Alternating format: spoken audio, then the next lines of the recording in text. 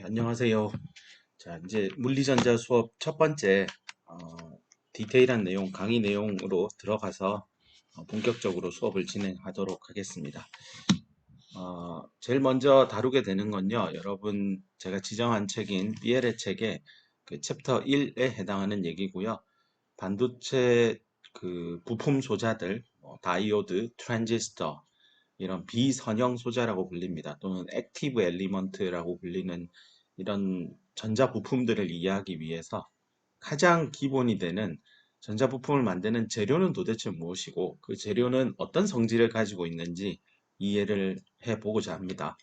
자, 그래서 가장 먼저 나오는 건 일반적인 소재, 재료, 머티리얼 이거의 성질, 프로퍼티에 대해서 먼저 공부할 거고요. 이후에 제 수업에서 다루는 얘기는 SK하이닉스나 삼성전자와 같은 소자업체들이 주로 사용하는 반도체 재료인 실리콘 소재에 대해서 말씀드릴 겁니다. 그래서 실리콘 결정 재료, 크리스탈린 스트럭처에 대해서 상세히 얘기를 할 거고요.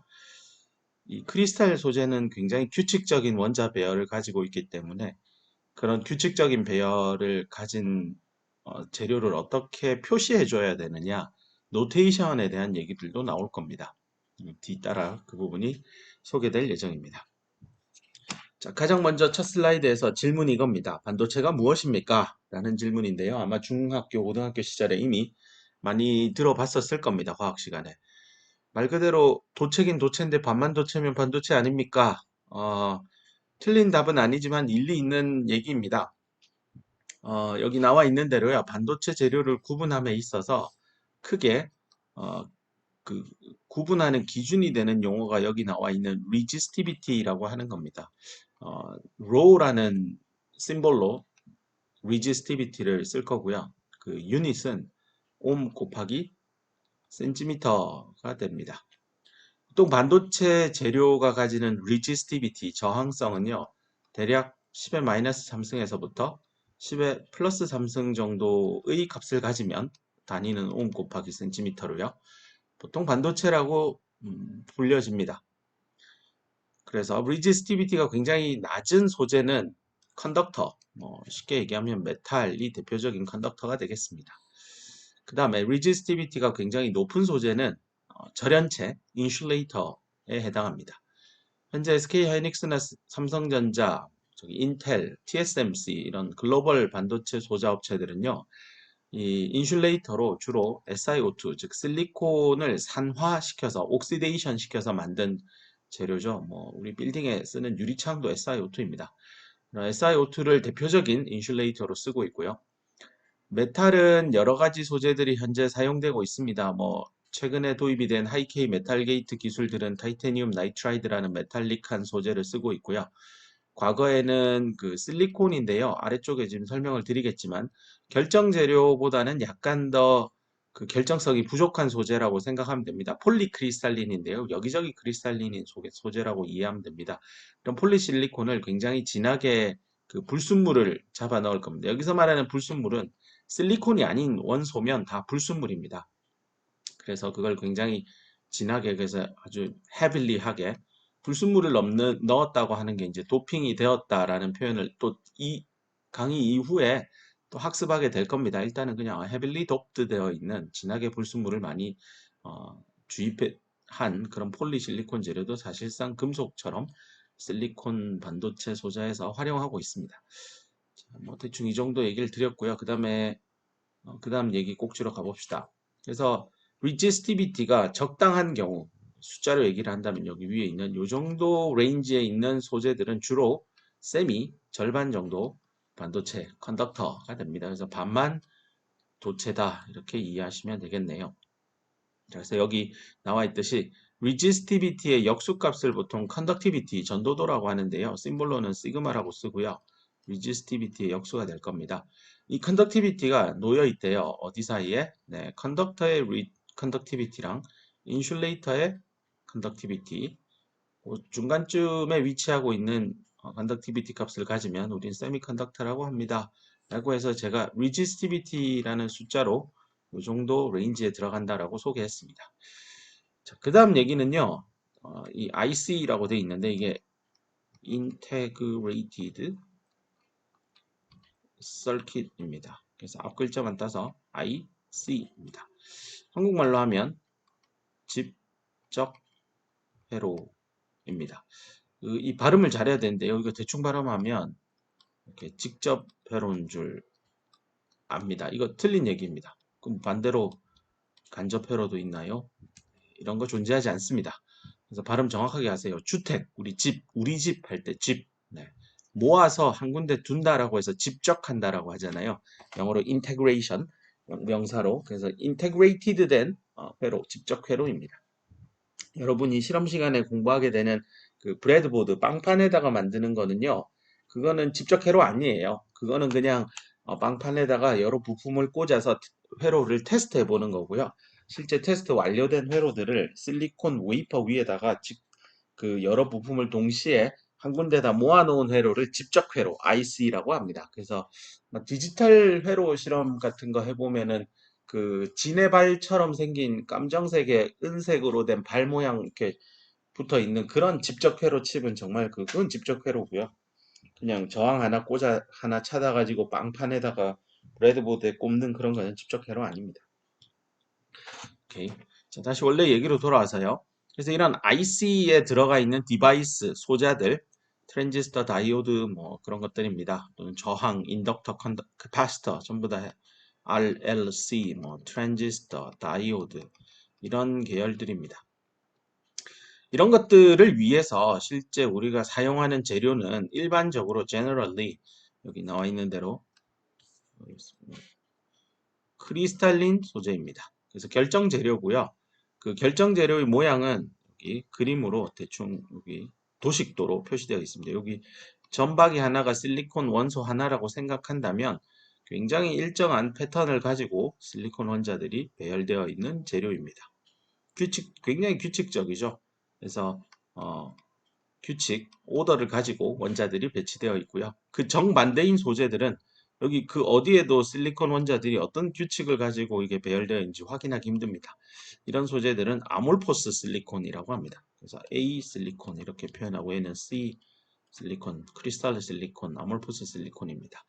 그 다음 아까 위에서 잠시 소개한 대로요. 이 선이요. 그 실리콘 원자들이 배열되어 있는 규칙성입니다. 근데 요 영역 앞만 놓고 보면 당연히 크리스탈 실리콘인데요. 그 옆을 보면 이게 원자 배열이 서로 방향이 조금 상이하게 달라요. 이렇게 보이죠? 네, 이런 형태로 locally 크리스탈 실리콘인데 but globally 그 아몰포스 실리콘인 형태 이런 것들을 이제 우리는 폴리크리스탈린이다라고 이해하면 됩니다. 그래서 폴리라는 게 여러 개의 다중의 뭐 이런 고분자 우리 화학 시간에 나오는 그런 화학식들 보면 막 분자들이 여러 개로 붙어 있어서 고분자라고 하잖아요.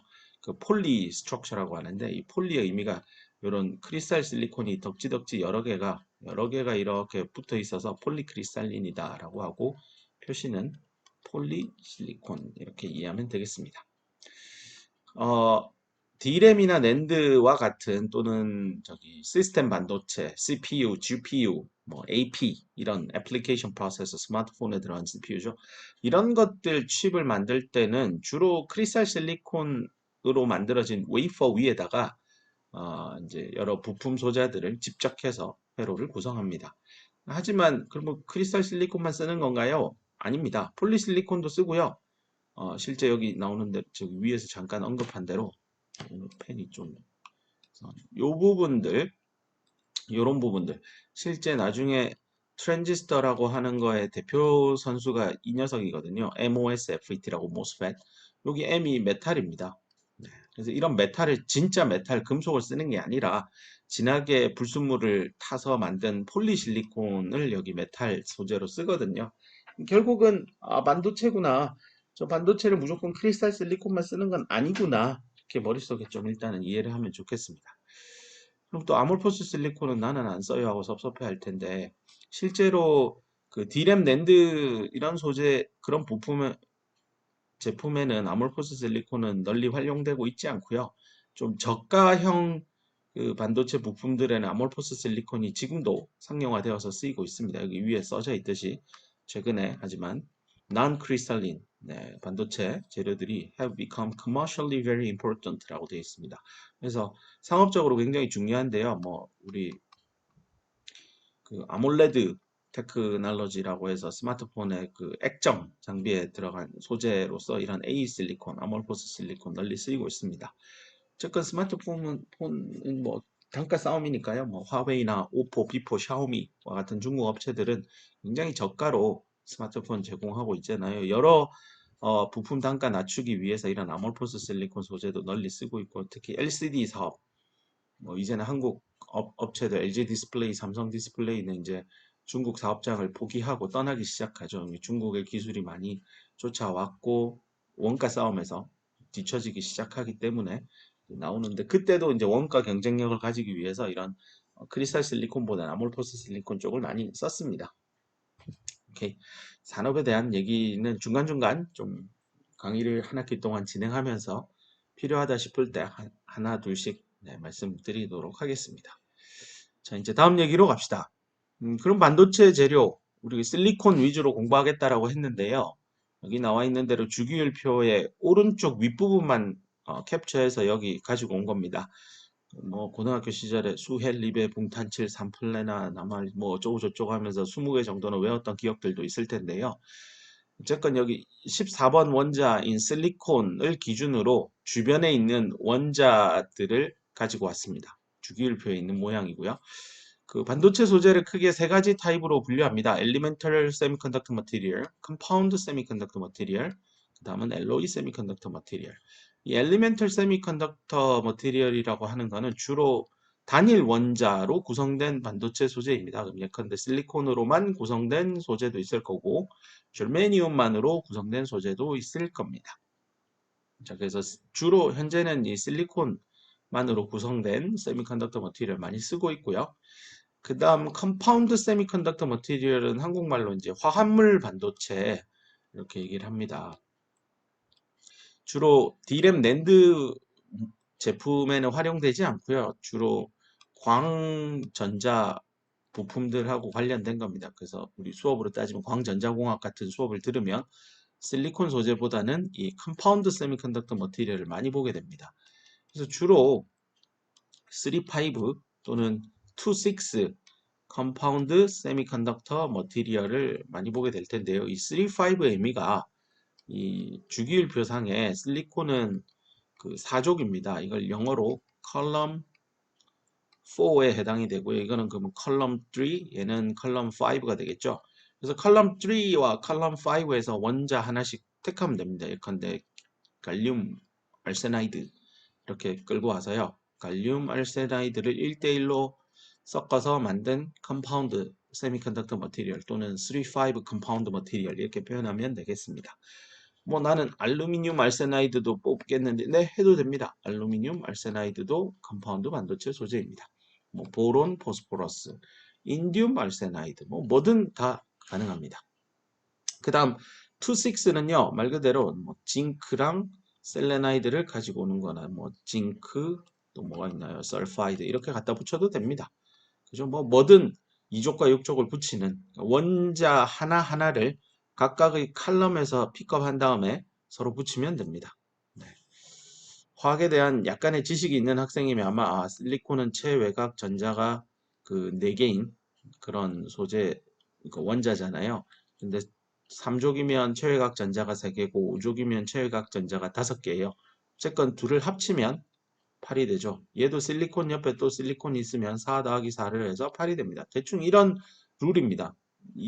2족에 있는 원소는 최외곽 전자가 2개고 6족이면 6개니 2를 더하면 8입니다. 대충 이런 룰을 가지고 원자를 결합하는구나 이해하시면 되고요. 자, 마지막 유형은 엘로이 세미컨덕터 머티리얼인데요. 3개 이상입니다. 3개, 4개, 5개, 6개 다 만들 수 있는데 주로 3개 또는 4개 많이 쓰고 있고요. 3개를 하면 터너리 엘로이 세미컨덕터 머티리얼이고요.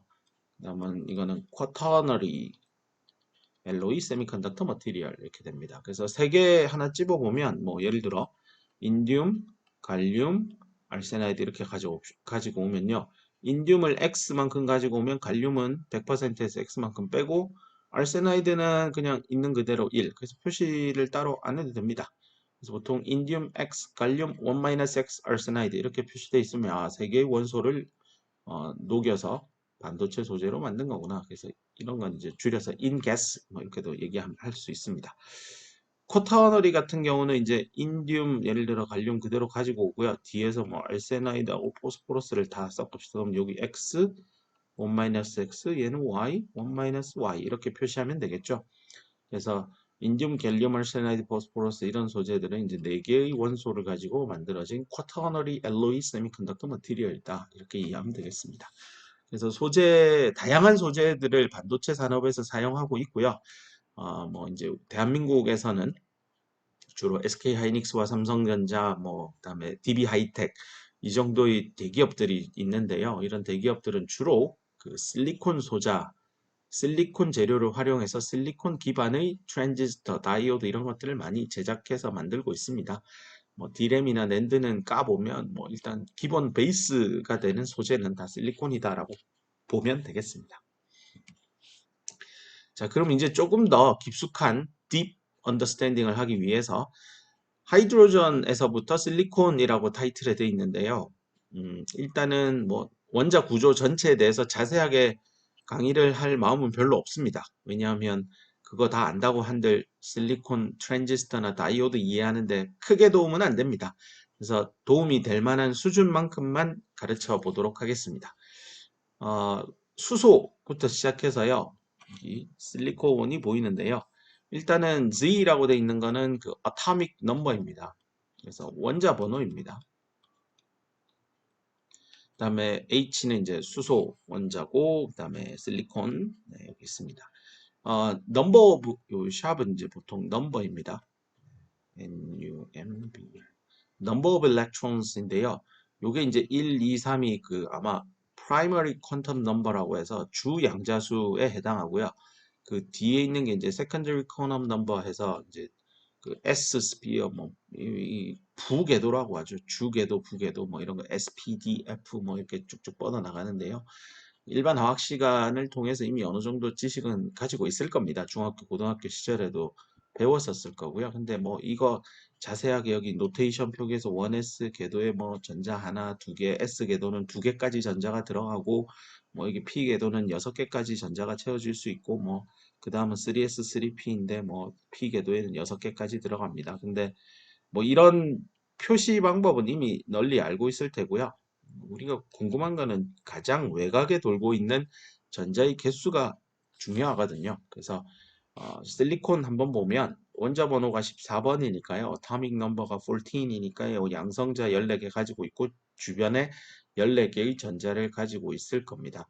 근데 그 전자가 지 마음대로 원하는 곳에 있는 게 아니라 n equal 1, 2, 3라고 지정되어 있는 궤도 위에만 전자가 존재할 수 있고요.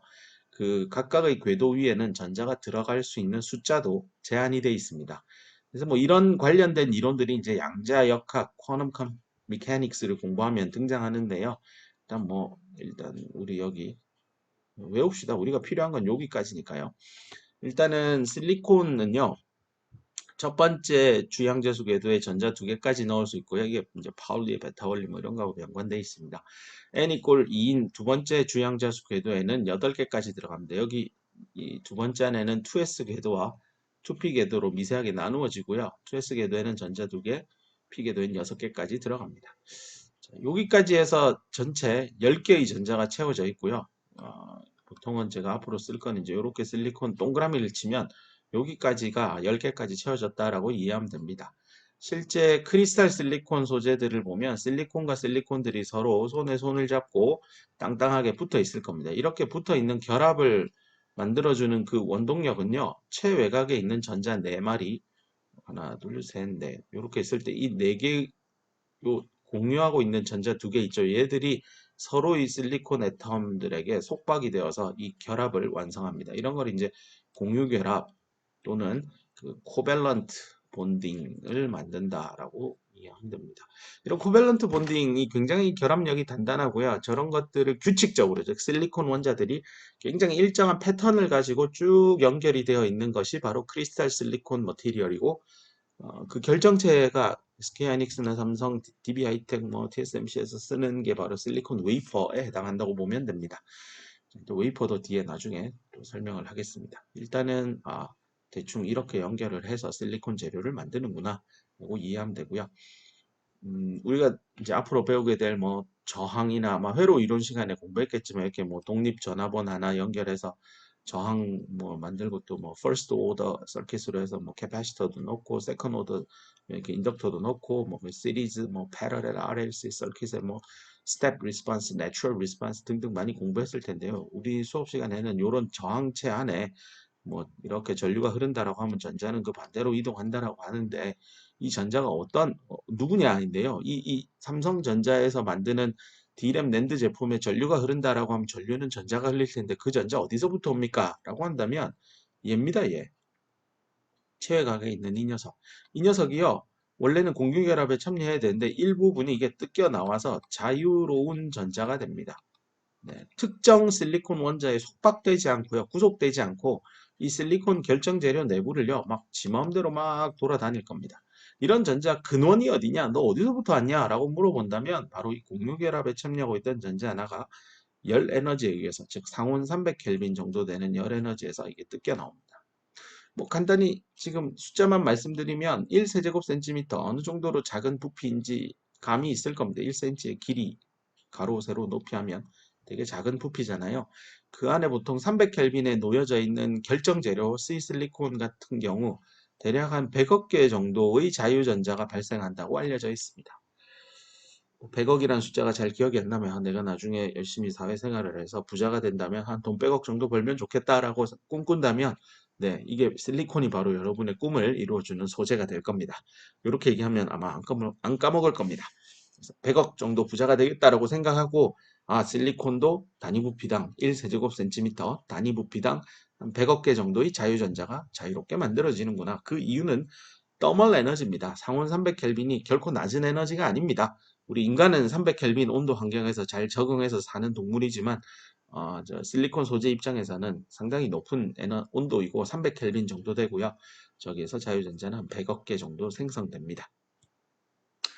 오케이. 자, 이제 전류의 근원이 되는 게 체외각에 있는 전자, 공유결합에 참여하고 있는 전자였구나 정도를 잘 기억해 주면 좋겠습니다.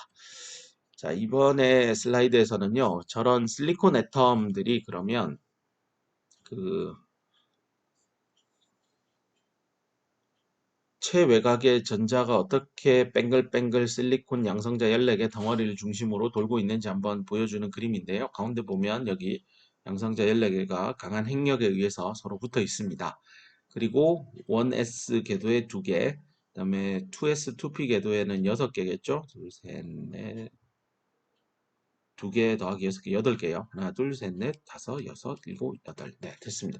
여기까지가 그 10개의 최외각 전자들이, 그러니까 10개의 전자가 양성자 주변으로 돌고 있고요. 이 녀석이 제가 앞서 실리콘이라고 하고 동그라미 쳐서 표현한 영역입니다. 그리고 나서 주양자 수 3번 궤도에 해당하는 곳에 전자 4개, 하나, 둘, 셋, 4개가 이렇게 분포되어 있는 걸 확인할 수 있습니다.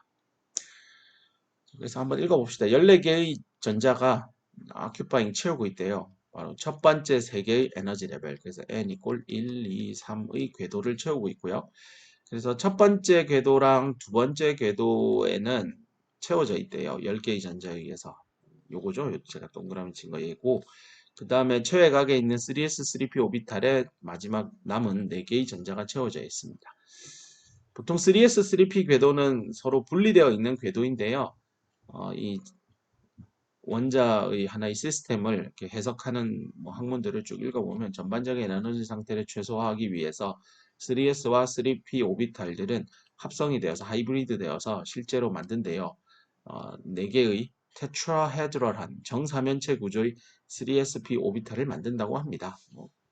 반도체 소자를 이해하는데 그렇게 아주 심각하게 중요한 건 아니고, 나중에 더 이런 고체 물리학에 관련된 분야로 박사학위까지 받아서 전문가가 되고자 하는 학생이라면 뭐 이런 얘기들은 차후에 더 깊이 있게 공부하게 될 겁니다. 일단은 학부 레벨에서는 체외각에 전자 4개가 3S, 3P 궤도에 있는데 이 두 녀석은 에너지를 최소화하기 위해서 3SP 혼성 하이브리다이즈드 된 오비탈을 만든다. 이렇게 이해하면 되겠습니다. 오케이. 뭐 여기 뒤에 있는 문구는 이미 설명했죠.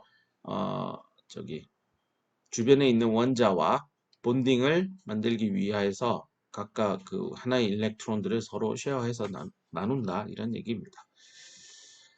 자, 이제 본격적으로 그러면 실리콘 원자에 대한 얘기는 앞선 슬라이드에서 했고요. 이렇게 최외각 전자 4개가 있다라고 했고 뭐 상세한 얘기들을 조금 했고요. 우리가 사실은 만드는 다이오드나 뭐 낸드나 디램이나 트랜지스터들 이런 것들은 이런 실리콘 원자들을 결정 구조 형태로 만들어서 그 내부에 전류를 흘리는 겁니다. 결국은 이렇게 공유결합을 해서 다 이제 결합을 하고 있을 텐데 이 원소 예를 들어 1번, 2번, 3번, 4번 실리콘 원자들은 그냥 뭐 일렬로 배열되어 있는 건가요? 아니면 뭐 일렬이 아니면 어떤 패턴을 가지고 어떤 규칙을 가지고 실리콘 원자들이 결합되어 있는 건가요? 이거에 대해서 이제 답을 해봐야 됩니다. 정답은 여기 밑에 답이 나와 있습니다. 실리콘 결정 재료는요, 다이아몬드 구조를 가지고 실리콘 원자들이 결합되어 있습니다. 그럼 다이아몬드 구조가 뭔지에 대해서 이해를 해보도록 합시다. 그걸 하기 위해서 제일 먼저 여기 SC라고 되어 있는데요. 이게 Simple Cubic이라는 단어의 줄임말인데요. Simple Cubic은요, 먼저 여기 흰색으로 되어 있는 그 정육면체 보이죠? 이 정육면체의 각 꼭지점 엣지에다가 실리콘 원자를 하나씩 갖다 끼워 봅시다. 자, 그럼 총 8개의 꼭지점이 있을 거고 그 정육면체에는요. 이런 정육면체 꼭지점마다 실리콘 원자를 하나씩 갖다 끼워 놓은 형태. 요런 유니셀 단위체죠. 기본이 되는 유니셀을 기준으로 얘를 옆에다가 또 하나 더 갖다 끼워 보세요. 네. 그러니까 이렇게 유니셀이 하나 있으면 얘를 기준으로 옆에 또 만들고 옆에 또 붙이고 뭐 위에도 붙이고 아래에도 붙이고 뭐 이런 일을 할 겁니다. 그러니까 뭐 유니셀을 하나의 택배 박스라고 생각하면 동일한 사이즈의 택배 박스를 가로, 세로, 높이 방향으로 3차원 형태로 쭉 배열을 한다고 생각해 보세요. 그렇게 되면 각 꼭지점마다 실리콘 원자들이 있을 거고 그렇게 원자들이 각 꼭지점에 규칙적으로 여기서 이제 패턴이 나오는 겁니다. 규칙적으로 쫙 배열이 되어 있는 상황을 고려한다면 그런 결정 재료는 무슨 구조라고 하느냐? 바로 심플 큐빅 구조를 가진 결정 재료다. 이렇게 이해하면 되겠습니다. 근데 아쉽게도 실리콘 결정 재료는요. 이런 심플 큐빅 구조를 가진 결정 재료보다 훨씬 더 밀도 있게 실리콘 원자들이 알알이 박혀 있습니다. 자, 그럼 또 다음으로 가기 위해서 요걸 봅시다. FCC 구조라고 하는 게 있는데요. 얘는 Face Centered Cubic Structure입니다. 그래서 FCC에 해당이 되고요. 이 FCC 구조는 기본으로 깔고 있는 구조가 심플 큐빅 구조입니다. 그래서 단위체만 놓고 보면 정육면체 내부에 꼭지점에 원자 다 가지고 있습니다. FCC 구조도요. FCC 구조를 가진 결정 재료 역시 심플 큐빅 구조를 가진 결정 재료와 동일하게 유니셀의 꼭지점에 원자를 다 가지고 있습니다. 하지만 이거보다 심플 큐빅 구조를 가진 재료보다 훨씬 더 밀도 있게 원자들이 박혀 있는데요. 어디에 그러면 박혀 있느냐?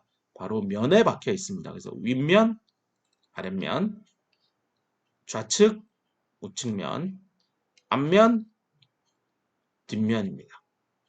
그래서 위, 아래, 좌우, 앞뒤 이렇게 해서 6면이죠. 그래서 각 6면의 면의 한가운데 위치에 그 센터 포지션에 이렇게 당구공 같이 생긴 실리콘 원자가 하나 박혀 있다 이렇게 보시면 됩니다. 아마 면을 기준으로 절반은 이 육면체 바깥으로 툭 튀어나와 있고요. 절반은 안으로 쏙 들어가 있는 상황이다라고 생각하면 됩니다. 자, 이렇게 심플 큐빅보다 FCC 구조는 훨씬 더 원자들이 밀도 있게 들어가 있는 결정 구조인데요. 아쉽게도 실리콘 결정 재료는 FCC 구조보다 훨씬 더 밀도 있는 그 구조를 가지고 있습니다. 자, 그럼 FCC보다 더 밀도 있는 구조, 그것이 바로 이름하여 여기 나오는 다이아몬드 스트럭처입니다. 이 다이아몬드 스트럭처의 다이아몬드라는 건 우리 알고 있는 그 다이아몬드 맞습니다. 값비싼 귀금속인 다이아몬드 맞는데요. 다이아몬드는 실리콘 원자가 아닌 카본 원자입니다. 우리 주기율표로 잠깐 돌아가 보면 그러니까 앞에서 실리콘 원자 바로 위에 있던 놈이 카본이죠. 네, 이 녀석입니다. 같은 칼럼에 있으면 같은 족이면 되게 그 화학 성질이 되게 비슷하잖아요. 자, 이 칼럼 4에 있는 카본 애텀으로 이 만들어졌다면 실제 다이아몬드가 된다라는 뜻에서 다이아몬드 스트럭처입니다. 조금 이따 다시 좀 상세히 하고요. 일단은 다이아몬드 구조가 뭔지 봅시다. 말한 대로 FCC 구조보다 더 밀도 있게 원자들을 배치하고 있다라고 했으니 어디다가 원자를 그럼 추가적으로 더 배치할 건가인데요. 꼭지점도 했고 심플 큐빅에서 면도 FCC 구조에서 했어요. 그럼 나머지 남은 데가 어디냐? 바로 유니셀 내부인데요. 내부에 그냥 아무 때나 배치하면 그건 크리스탈 구조가 아니겠죠. 굉장히 규칙이 있어야 되는데 바로 규칙이 꼭지점 끝과 끝을 잡고요. 이렇게 대각선을 만듭니다. 이런 육면체 내부의 대각선을 끝과 끝 서로 반대 방향이면서 위아래 방향으로 대각선을 찾아보면 총 4개가 있는 걸 확인할 수 있습니다. 한번 찾아봅시다. 앞에서부터 내려가면 이렇게 하나 있죠. 그 다음에 뒤에서부터 앞쪽으로 오는 대각선도 한번 쭉 그어볼게요. 제가 긋는 대각선에 지금 체크 표시가 안 된 원자들이 여기 보일 겁니다. 벌써 2개 보였죠? 그 다음에 뒤에 있는 거에서 쪽에 있는 걸로 또 대각선을 한번 쭉 그어보면 네, 이 녀석 보이죠? 네, 들어옵니다. 그 다음에 또 하나 안 한 게 여기 앞에 있는 데서 뒤에 있는 데까지 또 대각선을 쭉 그어보면 하나 보이죠? 쭉 갑니다. 자, 이렇게 총 4개의 대각선을 긋고 나면 그 대각선에서 1대 3 정도 되는 위치에 이렇게 실리콘 원자 하나가 유니셀 내부에 있는 그대로 들어가 있는 모습입니다. 이렇게 들어간 게 하나, 둘, 셋, 4개였습니다. 제가 이렇게 좀 동그라미를 많이 칠한 이 원자들은요. 유니셀, 즉 흰색으로 표시된 육면체 내부에 정확하게 다 들어와 있습니다. 자, FCC 구조에 저렇게 제가 진하게 동그라미 친 4개의 원자가 더 추가되어서 굉장히 밀도 있게 실리콘 원자들이 들어가 있죠. 이런 구조를 이름하여 다이아몬드 구조라고 하고요. 이때 이 실리콘 원자라고 제가 동그라미 이런 당구공 모양 요거 원자가 실리콘이 아니라 만약에 카본이었으면요. 카본이 이러한 다이아몬드 구조로 배치되어 있으면 진짜 그 값비싼 다이아몬드가 될 거고요.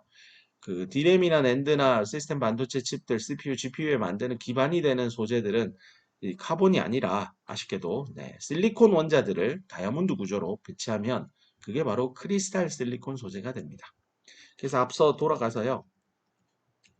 여기에 그 어떤 오더를 가진다. 그리고 실리콘 원자들이 이렇게 규칙적으로 배열되어 있을 거다라고 했는데 이거는 그냥 X, Y 방향으로 굉장히 일정하게 있는 어떤 하나의 이그샘플일 뿐이고요.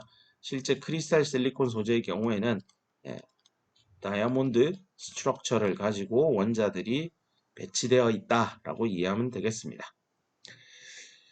오케이.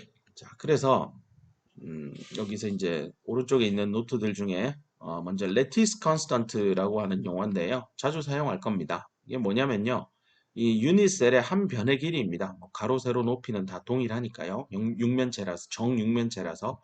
요 한 변의 길이가 0.543 나노미터 정도 스케일입니다. 나노미터는 10의 마이너스 9승미터이고 센치로 바꾸면 10의 마이너스 7승 센티미터 정도 됩니다. 반도체 소자 관련된 학문 분야에서는 길이는 센티미터, 면은 제곱 센티미터, 부피는 세제곱 센티미터로 많이 씁니다. 나중에 반도체 대기업에 입사하게 돼서 일을 하게 되면 주로 반도체 소자 공정하고 관련돼 있는 업무에서 기본적으로 길이, 면적, 부피는 센티미터 기반으로 많이 쓰고 있습니다. 자, 다시 돌아와서 이 유니셀의 한 변의 길이는 0.543 나노미터이다. 여기 외우기 편하게 숫자 그 순서대로죠. 543. 네. 잘 외워질 겁니다. 상식으로 좀 외워주면 좋겠고요. 그 다음에 나머지 얘기들은 다 한 것 같습니다. 이제 뒤에 여기 한 줄에 징크 블렌드다라는 얘기가 나오는데요. 이 징크 블렌드는 뒤에 여기 있습니다. 이거부터 봅시다. 아까 전에 3,5 컴파운드 세미컨덕터 소재에 대해서 잠깐 소개했는데요. 주로 이제 옵토 일렉트로닉스 분야에 많이 쓰여진다. 라고 되어 있는데요. 이 갈륨 알세나이드 같은 경우 보면 동일하게 다이아몬드 스트럭처 구조를 가지고 있습니다. 다만 한 번은 갈륨, 한 번은 알세나이드입니다. 그래서 1대1 비율로 교대로 원자들이 이렇게 배치되어 있고 실제 원자들이 놓여 있는 위치만 놓고 본다면 사실상 실리콘 결정 재료와 동일한 어떤 결정 재료 구조를 가집니다. 다만 이제 다 실리콘이 아니라 한 번은 갈륨, 한 번은 알세나이드니까 이름을 똑같이 다이아몬드 구조라 하기는 뭐 하니까 얘를 징크 블렌드 구조라고 표현합니다. 자, 이번에 돌아와서요. 이번 첫 번째 강의에서 굉장히 첫 번째 주에 중요한 얘기입니다.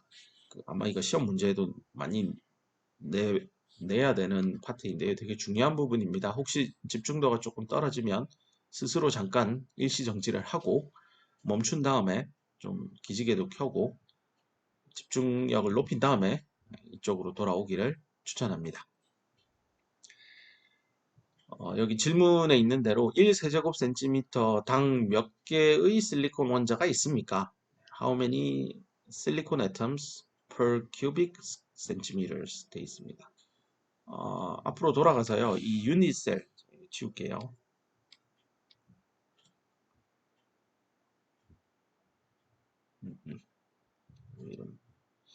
이 유닛셀을 한번 감상을 해보면요.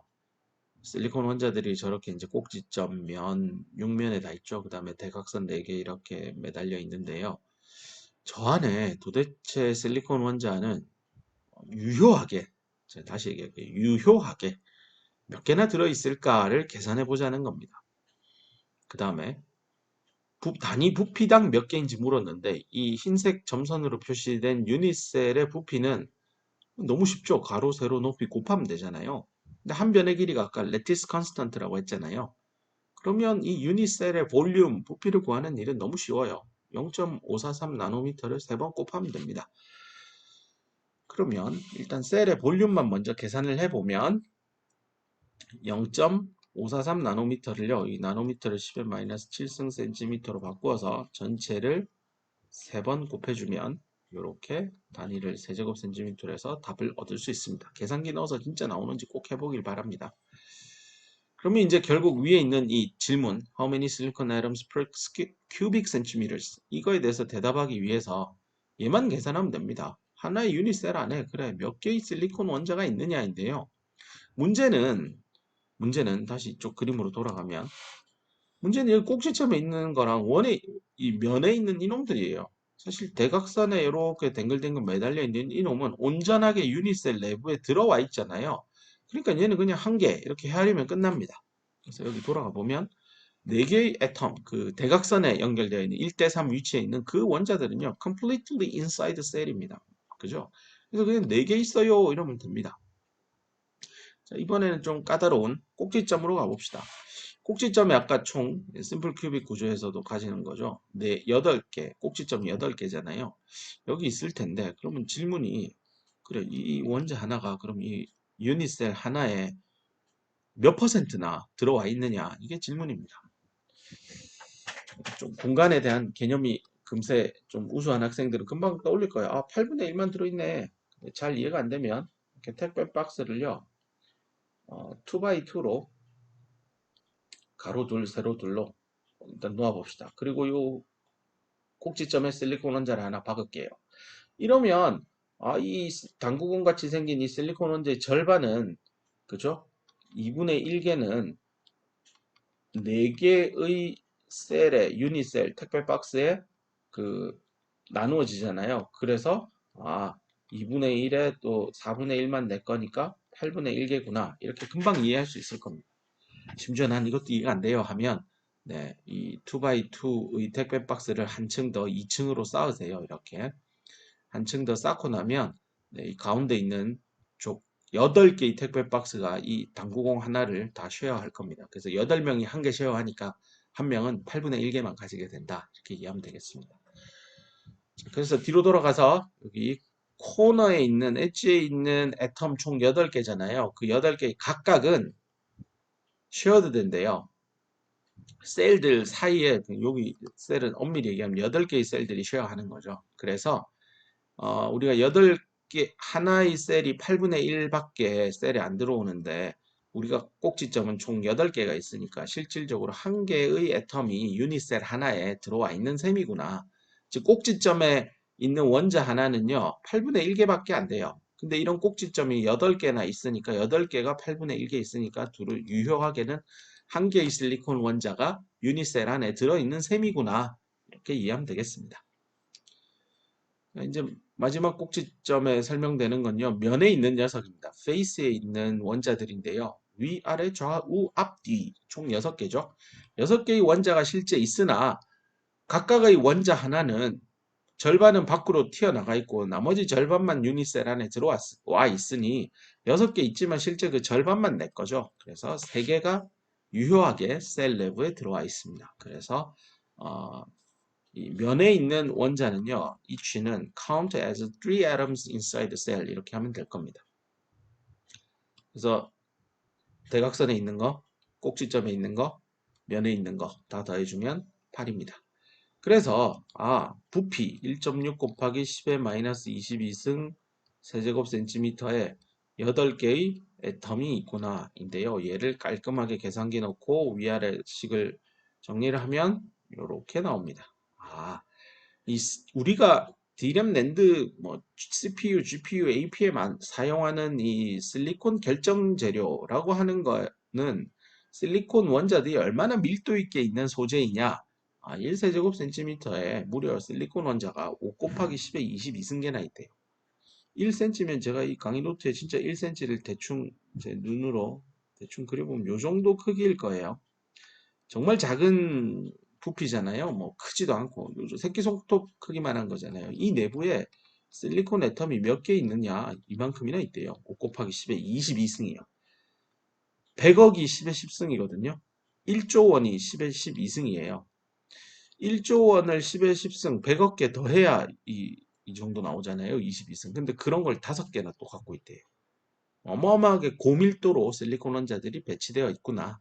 그리고 그 실리콘 원자들은 굉장히 규칙적으로 배치되어 있고 그 규칙은 앞서 보여준 이런 다이아몬드 구조를 가지고 배치되어 있다. 이렇게 이해하면 되겠습니다.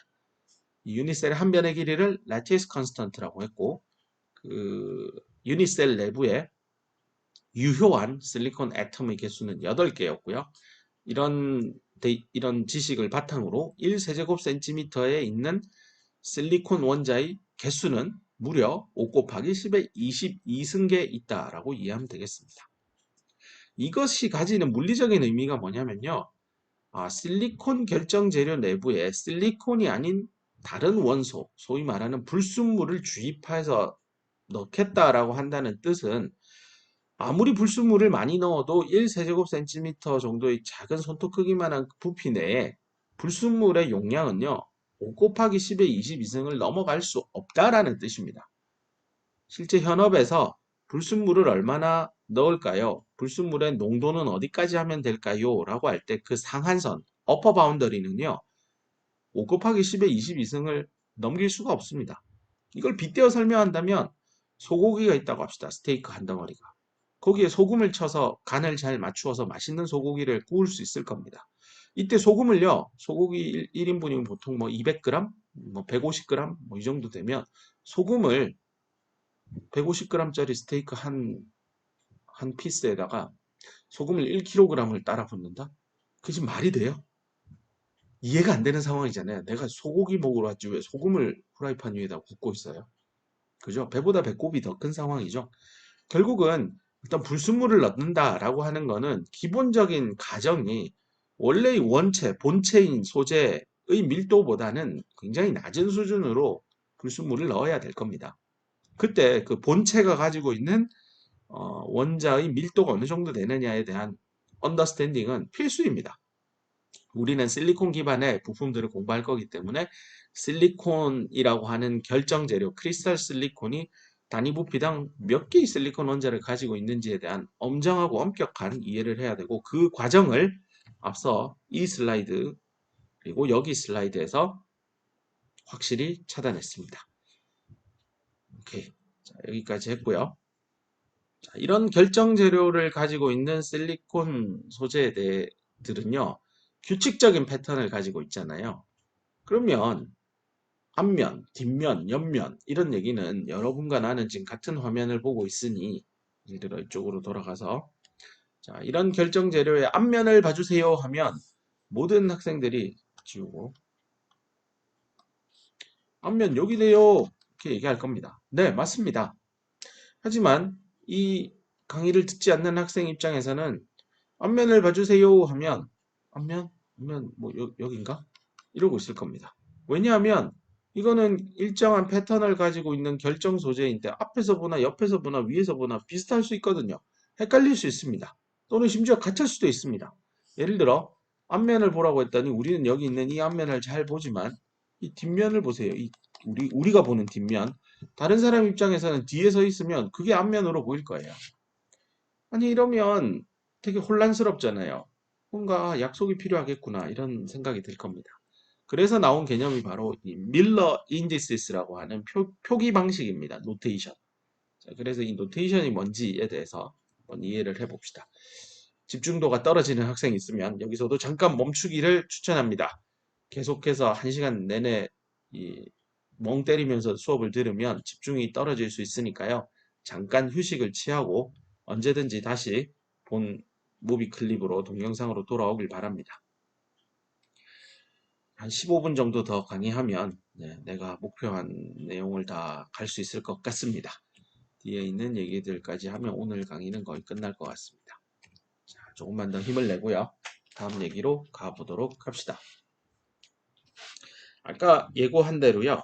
그 실리콘 결정 재료는 규칙적인 원자 패턴을 가지고 있으니 앞에서 보나 뒤에서 보나 비슷해 보일 수 있습니다. 이런 것들을 명확하게 앞면이다라는 표시를 하기 위해서 도입한 방법이 여러 가지 방법들이 있는데요. 그런 것들을 이제 총괄적으로 크리스탈로그래픽 노테이션이라고 하는데 그 중에 우리가 사용할 것은 밀러 인디시스입니다.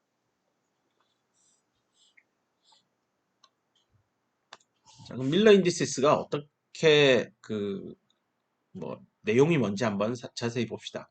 여기 점선으로 표시되어 있는 육면체 보이죠? 네, 요거 육면체 밑에까지 이 육면체 여기 앞면을 한번 밀러 인디시스를 가지고 한번 표현해 보도록 합시다. 밀러 인디시스 표기를 위해서 제일 먼저 해야 될 것은 내가 관심 있는 면을 먼저 찾으면 되고요. 그 면이 x, y, z축하고 어디서 만나는지 먼저 찾아야 됩니다. 즉 인터셉을 찾으면 됩니다. 수학용어로 절편이죠. x축하고 만나는 절편을 찾아보면요. 한 변의 길이가 lattice constant, 보통 a라고 표시하거든요. 그래서 만나는 지점이 a가 될 겁니다. y축하고 만나는 건 여기 앞면이요. 뭐 서로 평행하잖아요. y축하고. 그러니까 무한대에서 만나겠죠. g축하고는 얘도 뭐 이렇게 가고 얘도 이렇게 가니까 서로 무한대에서 만날 겁니다. 그래서 a 무한대 무한대.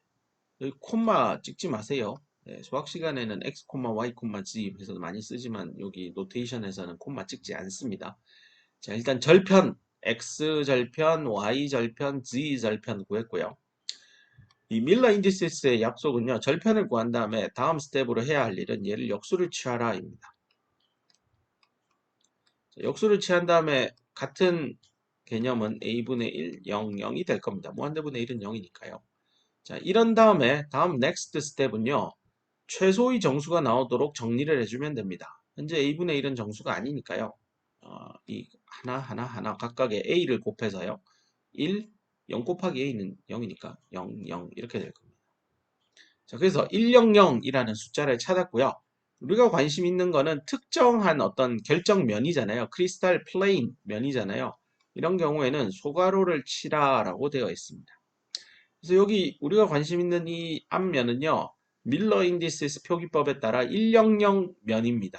소괄호 쳤습니다. 그래서 여기 노테이션 보면 오른쪽 테이블에 소괄호를 쳤고요. HKL이라고 되어 있는 건 변수인데 우리는 특정 면에 대해서 실제 계산을 했습니다. 100이었고 HKL의 실체에 나오죠. 내가 관심 있는 면이 X축하고 어디서 만나느냐. 그런 다음에 그거 역수를 취해라 라는 뜻입니다. 다만 역수를 취한 다음에 그 인터셉의 값들은 레티스 컨스트의 멀티플 형태로 표현돼야 되고 인티저라고 되어 있습니다. 그래서 정수로 최소의 정수를 찾아내면 됩니다. 그래서 여기 interpretation 의미는 바로 결정 재료의 면을 의미한다. 그래서 앞으로 100 이렇게 반도체 회사에 가면 웨이퍼 이렇게 구매를 해보거나 사용해 볼 때 이 웨이퍼는 100 면, 뭐 플레인 뭐 이렇게 표시되어 있을 겁니다. 요거의 의미는 이 앞면 얘구나 이렇게 이해하면 되겠습니다. 그 다음은요, 색깔을 좀 바꿔서 면이 있으면 면 그 자체를 표현할 수도 있지만 면의 방향도 우리 표현하잖아요. 보통 면은 이 면을 뚫고 나오는 수직 방향의 normal vector로 표현을 많이 하죠. 자, 그래서 이 면에 수직한 이 벡터를 찾으면 되는데요. 벡터 찾는 일이야 여러분 뭐 수학 시간에 이미 많이 학습이 되어 있어서 되게 쉬울 겁니다. 이 앞면 같은 경우 너무 쉽죠. 네, 이렇게 튀어나오는 요 방향이니까 100 방향입니다. 그래서 요 앞면의 크리스탈 플레인의 디렉션 면은요 여기 나오죠. 크리스탈 디렉션은 네, 지금 여기 예를 든 앞면의 경우에는 100이라 쓰고 면은 대괄호를 써서 표시합니다. 자, 그 다음에 이 결정 재료라고 하는 거는 반복된 패턴, 오더를 가지고 있잖아요. 그러면 옆에 유닛셀을 내가 하나 더 그린 다음에 이쪽 면도 있지 않나요? 라고 하면 이 면은 뭔가요? 라고 물어보면 얘도 사실은 100 면입니다. 그죠? 그럼 그 옆에 있는 놈은요? 이 면. 얘도 100이에요. 그러면 이게 어떻게 표현해요? 이렇게 경우에 따라서 이 전체 면을 다 설명하고 싶을 때가 있을 거예요. 자, 그럴 때는 등가의 같은 값어치를 가지는 이퀴벌런트한 플레인들입니다. 들은요. 100이라고요. 소가로 대신에 중가로를 써서 명확하게 그 등가의 면들을 통칭해서 한 번에 표현해 줄 수 있습니다. 그래서 100 중가로 쳐져 있으면 앞면 전체를 다 일컫고 있구나. 이렇게 이해하면 되겠습니다. 이제 특정 면에 관심이 있을 때는 소가로를 써서 표현하기도 합니다. 그럼 똑같이 여기 두 번째 유닛셀에 있는 이 앞면의 방향, 세 번째 유닛셀에 있는 이 앞면의 방향 다 동일하게 그 100 방향일 겁니다. 근데 이 방향이 다 같으니 이 등가의 방향, 하나의 어떤 대표 방향으로 표시하는 게 바로 100 해서 뾰족가로를 씁니다. 자, 이렇게 설명하고 강의를 끝내면 아마 이걸 외워야 되고 기억에도 오래 남지 않을 가능성이 높아서 제 나름대로 이걸 어떻게 하면 잘 외울 수 있을까라고 고민했는데요. 이 밀러라고 하면 여기 아마 그 R&D 좋아하는 학생들이 있을 거예요. 이 R&D면 당연히 여러분 머리에는 Research and Development, 연구개발이라고 돼 있는데 이게 이제 농담이에요, 농담. 심각한 얘기는 아니고 이제 퇴근하고 나면 이 Recreation and Drink 뭐 이렇게도 농담합니다. 실제 산업 현장에서도 R&D를 열심히 해야지 했더니 네 알겠습니다. Recreation and Drink 열심히 하겠습니다. 이렇게 우스갯소리 하는 사람들도 있어요. 굉장히 밝은 성격과 명랑하고 쾌활한 성격을 가지신 분들이 그냥 즐겁고 웃고 행복해지기 위해서 이렇게 얘기하는 것들입니다. 자, 이런 R&D의 D를 좋아하면 이 밀러의 의미도 편의점이나 대형마트에 가면 이런 밀러 관련돼 있는 것들이 실제 있잖아요. 이런 거. 자, 그러면 머릿속에 이거를 그냥 생으로 얘만 먹으면 뭔가 심심하니 항상 그 옆에 안주가 사이드 디쉬들이 있습니다. 사이드 디쉬들로 제일 이제 저는 뭐 여러 가지 좋아하지만 그 중에 하나로 있는 게 골뱅이 소면이 생각납니다. 왜냐하면요, 이게 이 소가루잖아요. 이게 플레인이 면이잖아요. 소면, 면 얼마나 누들스 맛있잖아요. 네, 뭐 라면도 있고 칼국수도 있고 여러 가지 있는 거 있는데 이 맥주 안주로 이제 몇 가지 생각을 떠올려 보면 골뱅이 소면도 맛있는 것 같아요. 그 중에 그 안에 국수 소면이 퍼지면 맛이 없잖아요. 퍼지면 안 되잖아요. 그래서 면발이 되게 중요해요. 면발이. 이렇게 지금 쓰고 있으면 보세요. 이미 소가루, 플레인 면, 그 다음에 direction 방향인데 방향 대신에 이걸 이응 받침을 리을로 바꾸면 면발이에요. 면방 대충 면방 몇 번 하다 보면 면발이 됩니다.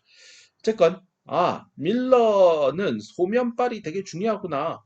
근데 소면발인데 소면 너무 양이 작으면 중자, 대자, 특수 뭐 이렇게 하면 되죠. 네, 보세요. 소가로, 중가로, 대가로, 특수가로. 네.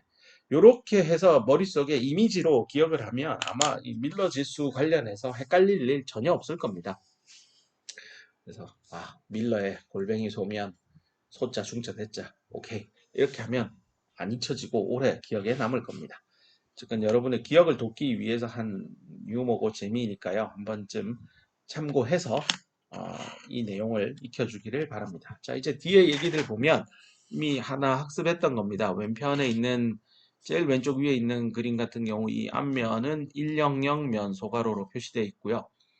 그 다음에 내가 칼로 어떤 크리스탈 결정 재료를 잘랐다라고 할 때 컨대 이렇게 대각선으로 자른 이 면에 관심이 있다라고 할 때 이 면은 방향이 뭡니까? 라고 하면 X축하고는 레티스 컨스턴트에서 만나고 Y축하고도 여기 만나는 지점이 A죠. 그 다음에 G축하고는 서로 평행하고 있는 상황이니까 무한대에서 만납니다. 역수를 취하면 이렇게 될 거고 이거는 사실상 0이고 최소의 정수를 찾아내면 1, 1, 0이고 특정한 어떤 면이니까 소괄호를 쳐서 이렇게 표현하면 되겠습니다. 나는 자르기를 좀 칼을 삐딱하게 45도 기울여 가지고 요쪽 면을 보고 싶어요 라고 한다면 네, X, Y, G축하고 다 만나죠. A에서 만나고 이거 역수를 취하고 최소의 정수를 찾으면 A를 싸그리 다 곱해주면 111이 나오고 면이니까 소괄호 해서 이렇게 나옵니다. 자, 그래서 실제 실리콘 웨이퍼를 구매를 해보면 요즘은 이렇게 플랫한 것보다는 이렇게 어디 갔어요? 살짝 끝에만 나치 틈을 하나 만들어서 거의 원판을 다 씁니다. 이런 이유는요. 여기에 결국은 그 디램이나 낸드 칩들이 이렇게 한 번에 양산이 될 텐데 요즘에 한 2000개 정도 한 웨이퍼 위에 거의 만들어집니다. 이때 이 다이의 사이즈를 작게 해가지고요. 최대한 여기에 그 엔드 엣지 쪽에 있는 실리콘 면적을 다 쓰고 싶은 거예요. 그래야만 한 장의 웨이퍼를 생산했을 때 나오는 디램의 칩의 개수가 훨씬 많아지거든요. 결국은 productivity, 생산성하고도 연관이 됩니다. 동일하게 뭐 삼성전자는 하나의 웨이퍼에 1900개, SK 하이닉스는 2000개, 하이닉스가 본사가 2000에 있잖아요. 2000개 했으면 다이의 개수 여기 칩 또는 이거를 다이라고 합니다. 칩이나 다이의 개수가 한 장의 웨이퍼에 더 많이 나오면은 당연히 하나 다이당 가격은 낮아질 거예요. 그러면 D램 가격이 뭐 A사 대비 B사는 뭐 10% 싸다. 그럼 당연히 사람들은 똑같은 성능을 싼 거 사지. 그렇게 판단 내릴 겁니다.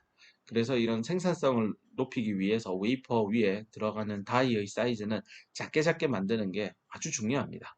그래야만 웨이퍼 엣지에 남는 공간을 활용할 수 있거든요. 자, 그래서 어쨌든 웨이퍼를 여기는 이제 8인치 웨이퍼 돼 있는데 요즘은 다 12인치 웨이퍼가 메인스트림입니다. 그래서 300mm 지름이 30cm예요. 지름이 30cm면요.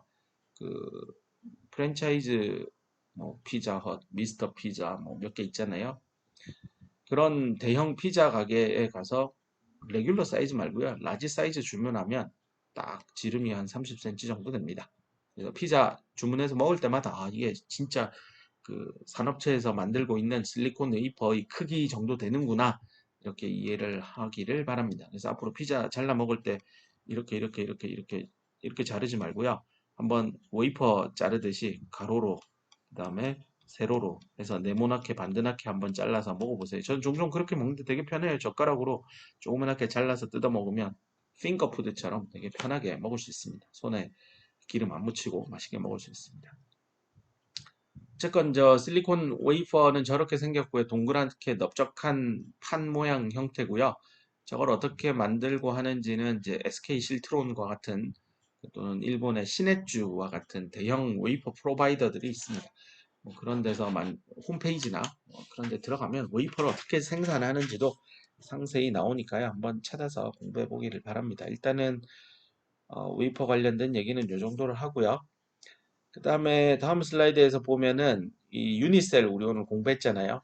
네, 여기 이제 보면 이제 눈에 보이기 시작할 겁니다. 여기 윗면, 아랫면, 그죠?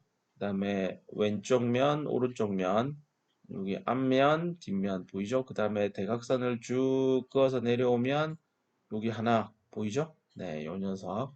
뭐 뒤쪽에서 앞으로도 쭉 그어오면 네, 요 녀석 보이죠? 네, 대각선에 댕글댕글 매달려 있는 녀석입니다.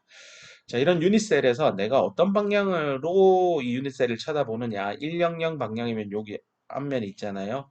앞면을 기준으로 내가 쭉 면을 기준으로 요 수직한 방향으로 쳐다봤을 때 내 눈이 이쪽으로 있다라고 할 때 이쪽으로 쳐다보면 이런 그림을 상상할 수 있을 거고, 약간 옆으로 돌아서 110 방향으로 보느냐, 아니면 좀 더 이제 45도 정도 틀어서 위에서 내려다 보듯이 보면 111 방향이 될 테고요.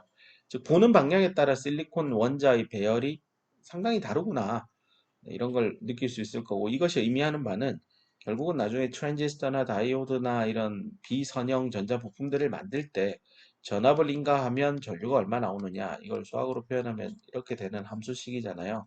이때 이 전압을 줬을 때 전류가 얼마 나오느냐를 결정하는 여러 요인들 중에 아마 전자가 얼마나 이렇게 잘 이동하느냐, 이 뒤에 공부하겠지만 모빌리티입니다. 이동도. 얼마나 잘 이동할 수 있느냐, 이동하는 정도. 이것들은 방향에 따라, 크리스탈로그래픽 디렉션에 따라 상당히 차이 나겠구나. 뭐 직관적으로 보세요. 전자가 이렇게 갈 때랑 이렇게 갈 때랑 이렇게 갈 때랑 어떤 방향을 따라갈 때 가장 적은 저항을 느끼면서 전자들이 이동할 수 있는지 고민해 보면 쉽게 답을 얻어낼 수 있을 겁니다. 자, 그래서 오늘 첫 강의 소개 영상을 포함해서 제작을 했는데요. 쭉 한번 오늘 챕터 1에 담겼던 크리스탈린 실리콘 원자당 4개의 최각 전자가 있었고, 다이아몬드 스트럭처, 그 다음에 레티스 컨스턴트, 그 다음에 how many silicon atoms per cubic centimeter, 이런 정답을 찾는 과정, 그 다음에 밀러 인디스 소면발 중요하다, 표기 방법에 대해서 강의했습니다. 관련된 과제도 업로드를 해줄 테니까요. 한번 스스로 자습을 하고 필요하면 한 번 더 무비 클립을 보고 충분히 공부하고 쫓아오기를 추천합니다. 아무튼 첫 주 수업 듣느라 대단히 수고 많았습니다. 다음 주에 만나도록 하겠습니다. 이상입니다.